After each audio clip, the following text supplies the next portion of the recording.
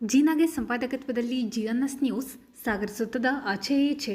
ಬುಧವಾರದ news ಅಪ್ಡೇಟ್ಗೆ ತಮಗೆ ಸ್ವಾಗತ. ಅಂಶಗಳು: ಶರಾವತಿ ಪಂಪ್ ಸ್ಟೋರೇಜ್ ವಿರುದ್ಧದ ಮೊದಲ ಕಂತಿನ ಹೋರಾಟ ಮುಕ್ತಾಯ, ಯೋಜನೆಯ ಅಣುಕು ಶವಯಾತ್ರೆ, ಶಾಸ್ತ್ರೋಕ್ತ ದಹನದ ಮೂಲಕ ಯೋಜನೆ ಕೈಬಿಡಲು ಒತ್ತಾಯ, ಅವೈಜ್ಞಾನಿಕ ಯೋಜನೆ ಕೈಬಿಡಲು ಮುರುಘಾ ಶ್ರೀಗಳು ಬಂಗಾರಮಕ್ಕಿ ಗುರೂಜಿ ಹರತಾಳು ಹಾಲಪ್ಪ ಒತ್ತಾಯ, ಆರ್ಎಸ್ಎಸ್ ಬ್ಯಾನ್ ಹೇಳಿಕೆಗೆ ಮಾಜಿ ಸಚಿವ ಹರತಾಳು ಹಾಲಪ್ಪ ಕಿಡಿಕಿಡಿ, ಮಾರಿಕಾಂಬಾ ದೇವಿ ನ್ಯಾಸ ಟ್ರಸ್ಟ್ ವಿರುದ್ಧ ಹಿತರಕ್ಷಣಾ ಸಮಿತಿಯಿಂದ ನ್ಯಾಯಾಂಗ ನಿಂದನೆ ದಾವೆ, ಅಕ್ಟೋಬರ್ 18 ಮತ್ತು 19ರಂದು ಸಾಧನಾ ಮಲ್ಟಿಜಿಮ್ ವತಿಯಿಂದ ಜಿಲ್ಲಾ ಮಟ್ಟದ ಪವರ್ ಲಿಫ್ಟಿಂಗ್ ಸ್ಪರ್ಧೆ. ಈಗ ಸುದ್ದಿಯ ವಿವರ. ಸಾಗರ ಉಪವಿಭಾಗಾಧಿಕಾರಿಗಳ ಕಚೇರಿ ಎದುರು ಶಿವಮೊಗ್ಗ ಜಿಲ್ಲಾ ರೈತ ಸಂಘದ ವತಿಯಿಂದ ಹಮ್ಮಿಕೊಂಡಿರುವ ಶರಾವತಿ ಪಂಪ್ ಸ್ಟೋರೇಜ್ ಯೋಜನೆ ಅಣುಕು ಶವವನ್ನು ನಗರಸಭೆ ರಂಗಮಂದಿರದ ಎಡಭಾಗದಲ್ಲಿ ಬುಧವಾರ ವಿಧಿವಿಧಾನಗಳ ಮೂಲಕ ದಹಿಸಿ ಯೋಜನೆ ಕೈಬಿಡುವಂತೆ ರಾಜ್ಯ ಸರ್ಕಾರವನ್ನು ವಿನೂತನವಾಗಿ ಒತ್ತಾಯಿಸಲಾಯಿತು. ಕಳೆದ 12 ದಿನಗಳಿಂದ ಅನಿರ್ದಿಷ್ಟಾವಧಿ ಪ್ರತಿಭಟನೆ ಶರಾವತಿ ಪಂಪ್ ಸ್ಟೋರೇಜ್ ಶವವನ್ನು ಎದುರು ಇರಿಸಿಕೊಂಡು ರೈತ ಸಂಘದ ಜಿಲ್ಲಾಧ್ಯಕ್ಷ ದಿನೇಶ್ ಶಿರವಾಳ ನೇತೃತ್ವದಲ್ಲಿ ನಡೆಸಲಾಗುತ್ತಿತ್ತು. ಬುಧವಾರ ಪ್ರತಿಭಟನಾ ಸ್ಥಳಕ್ಕೆ ಆನಂದಪುರ ಮುರುಘಾ ಮಠದ ಡಾಕ್ಟರ್ ಮಲ್ಲಿಕಾರ್ಜುನ ಮುರುಘರಾಜೇಂದ್ರ ಸ್ವಾಮಿಗಳು ಆಗಮಿಸಿ ಸಹಿ ಮಾಡುವ ಮೂಲಕ ಬೆಂಬಲ ವ್ಯಕ್ತಪಡಿಸಿದರು. ನಂತರ ಅಣುಕು ಶವಕ್ಕೆ ಮಾಜಿ ಸಚಿವ ಹರತಾಳು ಹಾಲಪ್ಪ, ಜಿಲ್ಲಾಧ್ಯಕ್ಷ ದಿನೇಶ್ ಶಿರವಾಳ ಹಾಗೂ ರೈತ ಸಂಘದ ಪ್ರಮುಖರು ಹೆಗಲು ಕೊಟ್ಟರು. ನಗರದ ಪ್ರಮುಖ ಬೀದಿಗಳಲ್ಲಿ ಅಣುಕು ಶವಯಾತ್ರೆ ನಡೆದು ಅಂತಿಮವಾಗಿ ನಗರಸಭಾ ಆವರಣದಲ್ಲಿ ದಹನ ಮಾಡಲಾಯಿತು. ಪ್ರತಿಭಟನೆಗೆ ಬೆಂಬಲ ವ್ಯಕ್ತಪಡಿಸಿ ಡಾಕ್ಟರ್ ಮಲ್ಲಿಕಾರ್ಜುನ ಮುರುಘರಾಜೇಂದ್ರ ಸ್ವಾಮಿಗಳು, ಮಾಜಿ ಸಚಿವ ಹರತಾಳು ಹಾಲಪ್ಪ, ಬಂಗಾರಮಕ್ಕಿಯ ಶ್ರೀ ಮಾರುತಿ ಗುರೂಜಿ ಮಾತನಾಡಿದರು. ರೈತ ಸಂಘದ ಜಿಲ್ಲಾಧ್ಯಕ್ಷ ದಿನೇಶ್ ಶಿರವಾಳ, ಪ್ರಮುಖರಾದ B Swamirao, Akhilesh Chipli, Choonappa Poojari, Shivanand Belagavi, Tejasvi Patel, Shashikant Guruji, Shivanand Kogve, Ramesh Keladi, doctor Ramachandrappa, TD Megharaj, Ratnakar Hunagodu, Ganesh Prasad, Mallikarjun Hakkare, Kotrappa Nedravalli ಇನ್ನಿತರರು ಹಾಜರಿದ್ದರು. ಈ ಯೋಜನೆ ಸ್ಥಗಿತವಾಗಿದೆ ಅಂತ ನಮ್ಮ ಭಾವನೆ ಆಗಿತ್ತು. ಬಹುಶಃ ಮತ್ತೆ ಇದಕ್ಕೆ ಜೀವ ಬಂದಿದೆ ಎನ್ನುವಂತ ಕಲ್ಪನೆ ಬಂದಿರಲಿಲ್ಲ. ಮತ್ತೆ ಈಗ ಇತ್ತೀಚಿನ ಬೆಳವಣಿಗೆಗಳನ್ನು ನೋಡಿದಾಗ ಈ ಯೋಜನೆ ಕಾರ್ಯರೂಪಕ್ಕೆ ಬರುವಲ್ಲಿ ಅನುಮಾನ ಇಲ್ಲ, ಬರ್ತಾ ಇದೆ ಎನ್ನುವಂತಹ ಒಂದು ಹಿನ್ನೆಲೆಯಲ್ಲಿ ಮತ್ತೆ ಈ ಬಗ್ಗೆ ಒಂದು ಹೋರಾಟವನ್ನ, ಪ್ರತಿಭಟನೆಯನ್ನ ಆಯೋಜನೆ ಮಾಡಿರೋದು ಸಾಗರದಲ್ಲಿ ಸ್ವಾಗತಾರ್ಹ. ಈ ಯೋಜನೆ ಬಗ್ಗೆ ಈಗಾಗಲೇ ಪತ್ರಿಕೆಗಳಲ್ಲಿ ನಮ್ಮ ಅಖಿಲೇಶ್ ಚಿಪ್ಳಿ ಅವರು ಬಹಳಷ್ಟು ವಿವರವಾಗಿ ಲೇಖನವನ್ನು ಬರೆದಿದ್ದಾರೆ ಪತ್ರಿಕೆಯಲ್ಲಿ, ಆಮೇಲೆ ಭಾಷಣನೂ ಕೂಡ ಮಾಡಿದ್ದಾರೆ. ನಮಗೆ ಅವರಿಂದ ಕೇಳಿದ ಮೇಲೆ ಮತ್ತು ಅವರು ಬರೆದ ಲೇಖನ ಓದಿದ ಮೇಲೆ ಈ ವಿಷಯದ ಗಂಭೀರತೆ ಮತ್ತೆ ಇದರ ವಿಷಯ ಏನು ಅನ್ನೋದನ್ನ, ಹಿನ್ನೆಲೆ ಏನು ಅನ್ನೋದನ್ನ ಅರ್ಥವಾಯಿತು.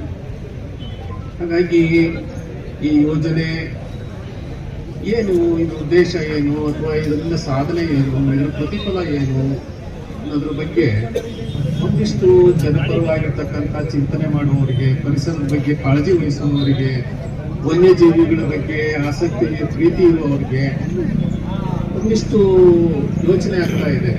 ಏನಪ್ಪ ಹೀಗಾದರೆ ಮನುಷ್ಯ ಯಾವಾಗಲೂ ಸ್ವಾರ್ಥಿ ಆಗಬಾರ್ದು.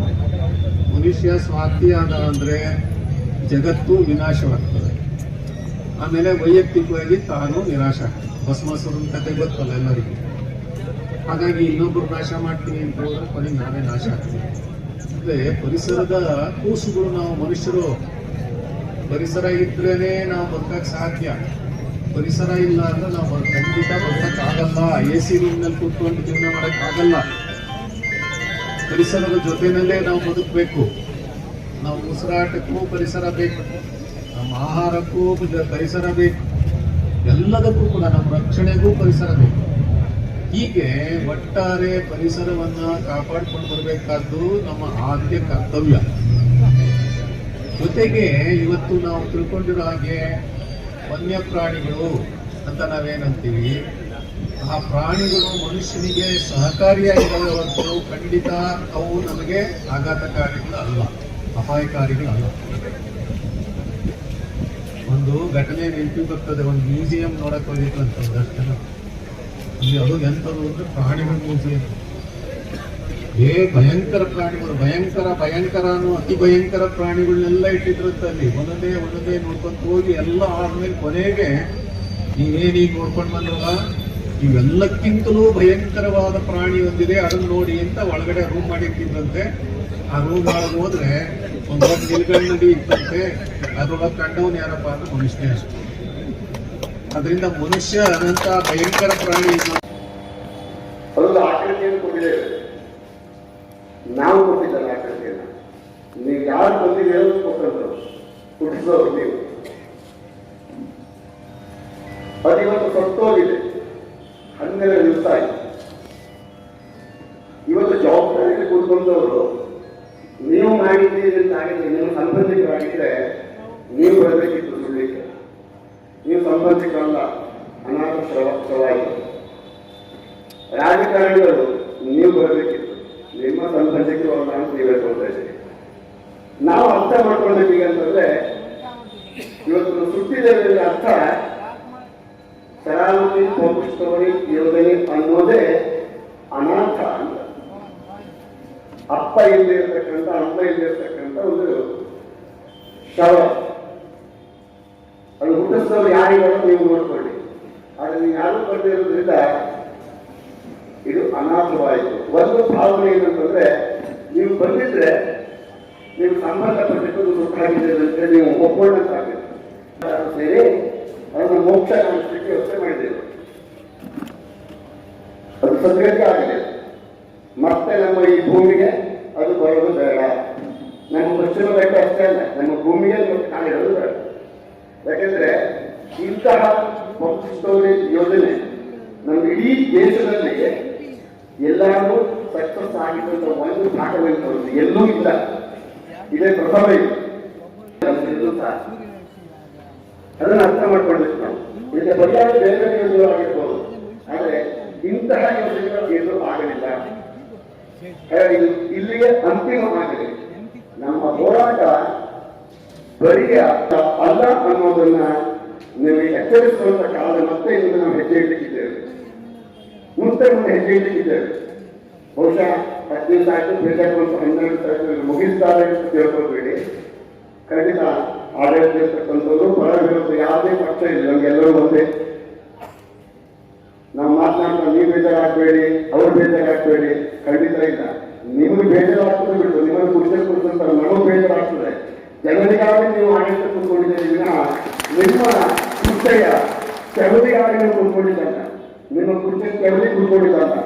ನಿಮ್ಮ ಜವಾಬ್ದಾರಿಯನ್ನು ಅರ್ಥ ಮಾಡ್ಕೊಳ್ಳಿ. ಯಾವ ಪಕ್ಷ ಬೇಕಾದ್ರೆ ಇರಲಿ, ಸಾಮರ್ಥ್ಯ ಇದ್ರೆ ಸಾರ್ವತ್ರಿಕವಾಗಿರ್ತಕ್ಕಂಥ ಚರ್ಚೆಗೆ ಆಹ್ವಾನ ಮಾಡ್ತೇನೆ. ನನ್ನ ಪ್ರಶ್ನೆಗೆ ಒಂದು ಉತ್ತರ ಕೊಡಿ. ಆಮೇಲೆ ವಿಜ್ಞಾನಿಗಳಿದ್ದಾರೆ, ತಂತ್ರಿಕೆ. 15-16 ಸಾವಿರ ಕೋಟಿ ಯೋಜನೆ ಇದು. ಕನ್ನಡದಲ್ಲಿ ಮಾಡ್ಕೊಡಿ ಅಂತ ಅರ್ಜಿನೂ ಕೊಟ್ಟಿದ್ದೇವೆ, ರಸೀದಿನೂ ಇದೆ, ದುಡ್ಡು ಕಟ್ಟಿದ್ದೇವೆ, ಇನ್ನು ಅವ್ರಿಗೆ ಕೊಟ್ಟಿಲ್ಲ. ಅದನ್ನ ಡಿಸಿಗೆ ಅವತ್ತು ಡಿಮ್ಯಾಂಡ್ ಇಟ್ಟು ಮಾಡಿದ್ದೀವಿ, ಕೊಡ್ಲಿಲ್ಲ ಇಲ್ಲಿವರೆಗೆ. ಹೀಗೆ ಹೋರಾಟದಲ್ಲಿ ಭಾಗವಹಿಸ್ತಾ ಬಂದಿದ್ದೇವೆ. ಅದಾದ ಮೇಲೆ ಮೊನ್ನೆ 11ನೇ ತಾರೀಕು ಬೆಂಗಳೂರಿನಲ್ಲಿ ಸಭೆಗೆ ಸೇರಿದ್ದು, ಗಾಂಧಿ ಭವನದಲ್ಲಿ. ಅದಕ್ಕೂ ಹೋಗಿದ್ದೆ ನಾನು. ಅಲ್ಲಿ ಈ ರಾಜ್ಯ ದೇಶದ ಹೆಸರಾಂತ ನ್ಯಾಯಮೂರ್ತಿ ಸಂತೋಷ್ ಹೆಗಡೆ ಅವರು ಬಂದಿದ್ರು, ಮತ್ತೊಬ್ಬ ಹೆಸರಾಂತ ನ್ಯಾಯಮೂರ್ತಿ ಗೋಪಾಲ್ ಗೌಡರು ಬಂದಿದ್ರು, BR ಪಾಟೀಲ್ ಬಂದಿದ್ರು, ಇನ್ನು ಕೆಲವು ನಾಡಗೌಡರು ಬಂದಿದ್ರು. ಹೀಗೆ ಹೆಸರಾಂತ ನಿರ್ಮಲಾ ಗೌಡರು ಬಂದಿದ್ರು. ಬಹಳ ನಾವು ಹೇಳೋ ವಿಷಯವನ್ನ ಇಂಗ್ಲಿಷ್ ನಲ್ಲಿ ಮತ್ತು ಕನ್ನಡದಲ್ಲಿ ಮನದಟ್ಟು ಮಾಡೋ ಹಾಗೆ ಎಲ್ಲ ವಿಷಯಗಳನ್ನ ಅವ್ರು ಹೇಳಿದ್ರು. ಹಾಗೆ ಒಂದು ರೆಸೊಲ್ಯೂಷನ್ ಕೂಡ ಅಲ್ಲಿ ಆಗಿದೆ. ಜೊತೆಗೆ ಇಲ್ಲಿ ನಮ್ಮ ದಿನೇಶ್ ಅವರ ನೇತೃತ್ವದ ತಂಡ ಇಲ್ಲಿಯೂ ಕೂಡ ಹೋರಾಟವನ್ನು ಪ್ರಾರಂಭ ಮಾಡಿದೆ. ಇದಕ್ಕೂ ಕೂಡ ನಾನೆಲ್ಲ ನನ್ನ ವೈಯಕ್ತಿಕ ತೊಂದರೆಗಳ ಮಧ್ಯೆಯೂ 5ನೇ ತಾರೀಕು ಇಲ್ಲಿಗೆ ಭೇಟಿ ಕೊಟ್ಟು ಹೋಗಿದ್ದೇನೆ. ಮುಂದೂ ಕೂಡ ಯಾವತ್ತೂ ಇದನ್ನ ಸುಪ್ರೀಂ ಕೋರ್ಟ್ ವರೆಗೆ ಮತ್ತು ಹಸಿರು ನ್ಯಾಯಾಧಿಕರಣ, ಗ್ರೀನ್ ಟ್ರಿಬ್ಯುನಲ್, NGT ವರೆಗೆ ತಗೊಂಡು ಹೋಗಬೇಕಾಗಿದೆ. ಅಲ್ಲಿವರೆಗೂ ನಾವು ನಿಮ್ಮ ಜೊತೆಗೆ ಇರ್ತೇನೆ ನಾನು ವೈಯಕ್ತಿಕವಾಗಿ. ಈ ಹಿನ್ನೆಲೆಯಲ್ಲಿ ನಮ್ಮ ಪಕ್ಷವೂ ಕೂಡ ತೀರ್ಮಾನ ನಾವು ಸ್ಥಳೀಯವಾಗಿ ರೆಸೊಲ್ಯೂಷನ್ ಮಾಡಿಕೊಂಡಿದ್ದೇವೆ, ಇದನ್ನು ವಿರೋಧ ಮಾಡಬೇಕು ಅಂತ. ನಮ್ಮ ಸ್ಟ್ಯಾಂಡ್ ಕ್ಲಿಯರ್ ಇದೆ, ಇದನ್ನು ಕ್ಲಿಯರ್ ಮಾಡ್ತಾ ಇದ್ದೀನಿ. ಯಾವ ಸಂದರ್ಭದಲ್ಲೂ ನಾವು ಬರ್ತೇವೆ, ನಿಮ್ಮ ಜೊತೆ ನಿಲ್ತೇವೆ, ಯಾವುದೇ ಹಿಂಜರಿಕೆ ಇಲ್ಲ. ಪೂಜ್ಯ ಸ್ವಾಮೀಜಿಯವರು ಗುರುಗಳು ಕೈ ಜೋಡಿಸಿರುವಂಥದ್ದು ಅತ್ಯಂತ ಒಳ್ಳೆ ವಿಷಯ. ಮತ್ತು ಹೆಸರಾಂತ ಇಬ್ಬರು ನ್ಯಾಯಮೂರ್ತಿಗಳು, ಅವರದ್ದೇ ಆದ ಒಂದು ತೂಕ ಇದೆ, ಅವರು ಕೂಡ ಕೈ ಜೋಡಿಸಿದ್ದಾರೆ.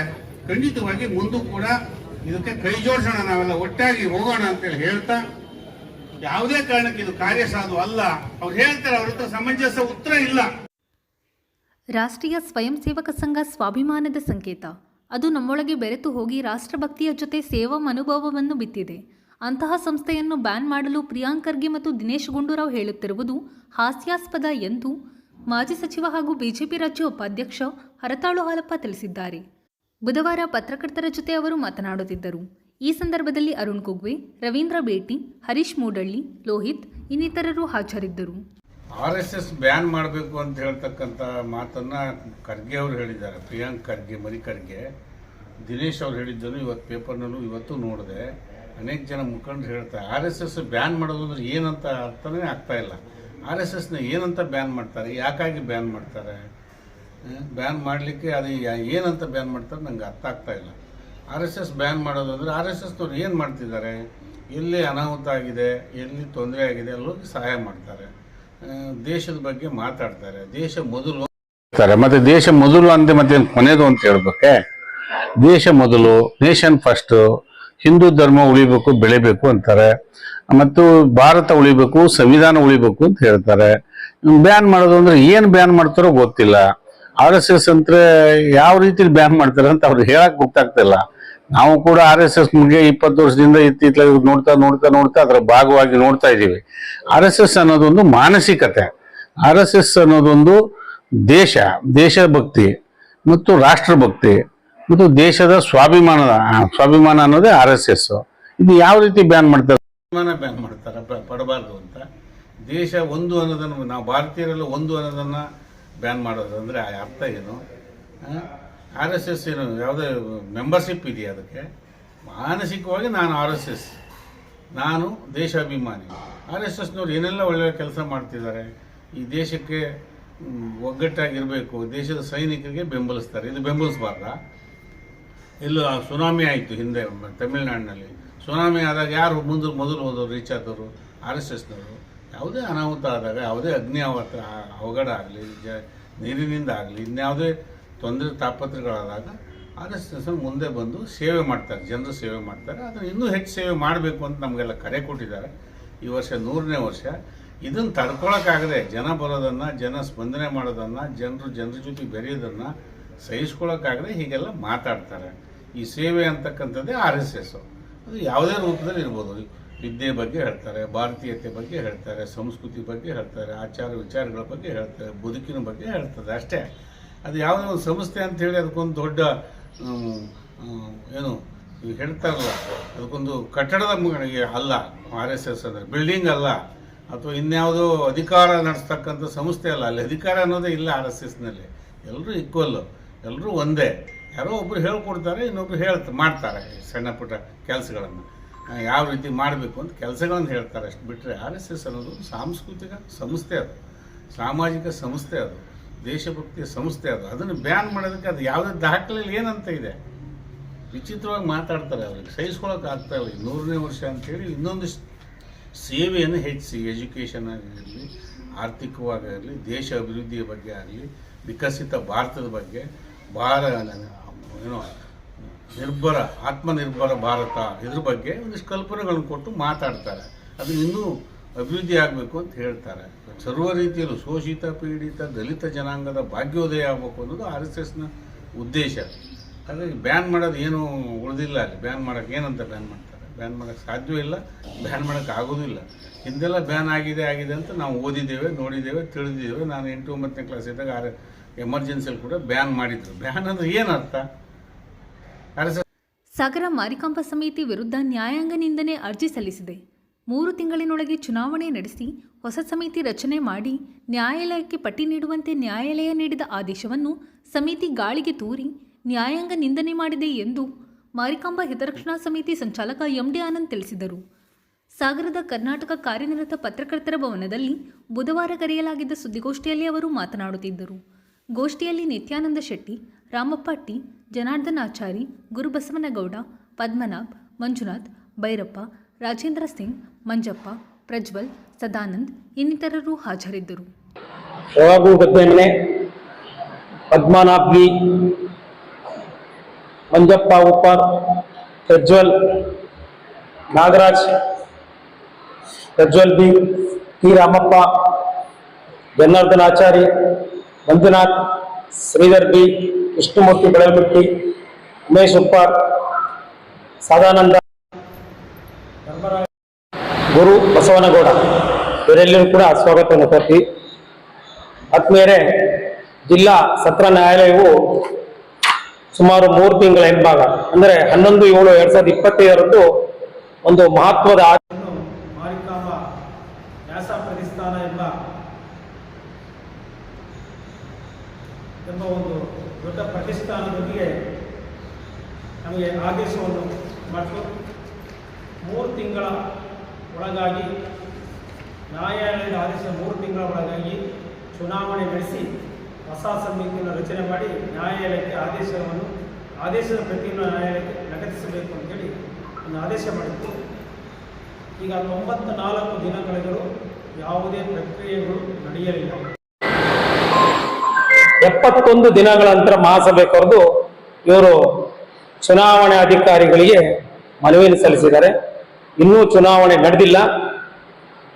71 ದಿನಗಳ ನಂತರ ಆಗಿರ್ತಕ್ಕಂಥದ್ದು 19 ದಿನಗಳಲ್ಲಿ ಏನೂ ಆಗಲಿಲ್ಲ. ಹಾಗೂ 90 ದಿನಗಳ ನಂತರದಲ್ಲಿ ನ್ಯಾಯಾಂಗ ನಿಂದನೆ ಸ್ಟಾರ್ಟ್ ಆಗ್ತದೆ.